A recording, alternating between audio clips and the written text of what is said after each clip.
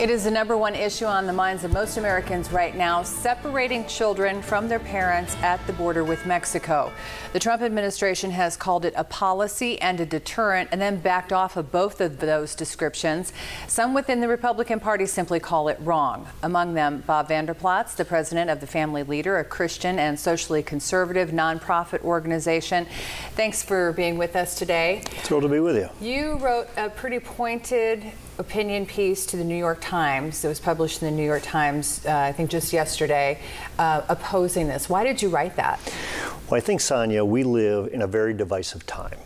And in that divisive time, people are forced to say this has to be either or. And I'm saying this can be yes and. We can enforce immigration policy in our country, but also showing compassion and mercy. We don't separate families at the border. That's not who America is. If there's a reason because they're an MS-13 gang member, or they have a link to terrorism, or a link to trafficking of one sort or another, of course you would do that. If they're using kids for shields, of course you would deal with those isolated incidents. But we don't separate kids from families. And with family being in the middle of our name, the Family Leader, I thought, I need to give voice to this. But we have to also, as this country, we need to get out of this concept of the division of either or, because leadership is about yes and we need to bring people to the table right now to make sure this stops. Right now the Republican Party controls Iowa's congressional delegation, and Steve King is among the Republicans in Congress who said that he favors this decision, that he thinks that the children are better off if they're separated from their parents and they're, quote, in summer camp. You served with Steve King on Ted Cruz's campaign for president. How do you feel about one of your colleagues, if you will, standing up and saying this is right? Well, first of all, it's hard for us to put ourselves into other people's situations, especially those of us who live in America. So if Darla and I were fleeing this country to go to another country for whatever reason, and we had our 4 boys with us, and they said, we're going to separate your 4 boys from you, that would not be a good day in the Vander Plaats household. And I think we need to put ourselves in those people's shoes. So I don't believe by separating kids that's a good day when they want their mom and dad after a treacherous journey to get to the border. You mentioned Ted Cruz. Ted Cruz just put up a policy saying, let's put more judges at the border. Let's start processing these cases quickly. That way you can hear the case and you can either deport as a family back to the country of origin, or you can allow in for asylum reasons or for whatever reasons into this country. But keep the family unit together. The family unit is the nucleus of any civilized government entity. And so we want to be for strong families while dealing with those isolated incidents, as I mentioned before. So what would you do? What would be your policy? Or if you could have your voice heard by the president, what would you advise him to do at the border? I think, first of all, President Trump, take him at his word. President Trump says he doesn't want to see families separated.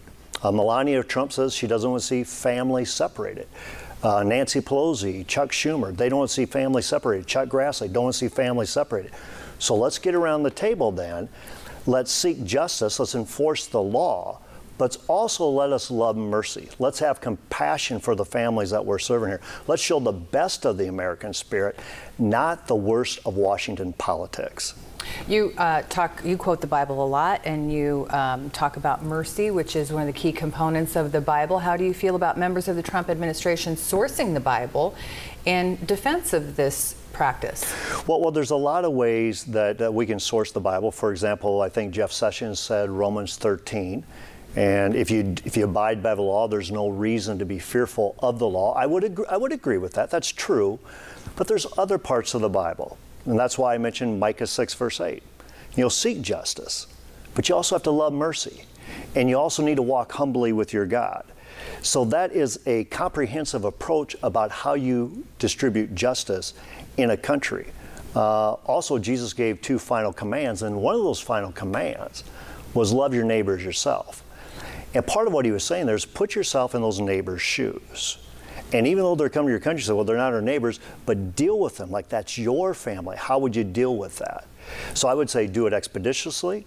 Let's get about comprehensive immigration reform in this country. We need to do this.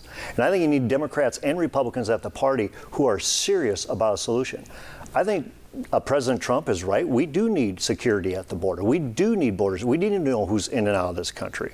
But in doing that, we still display the best of the American spirit.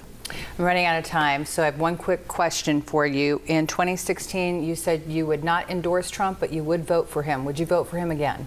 Well, that's a good question. What I said to Donald Trump the last time I met with him one-on-one, I said, listen, it's not about my endorsement. I'll pray for you. I'll cheer you on when you do right, and I've done that a lot. And I'm going to be a voice of accountability when you go outside the bounds. And so this is part of me being a voice of accountability. As far as voting, there's a long time between now and then. Between you and God. Yeah. All right. Thank you so much for being with us Thank today. you. And we'll be right back.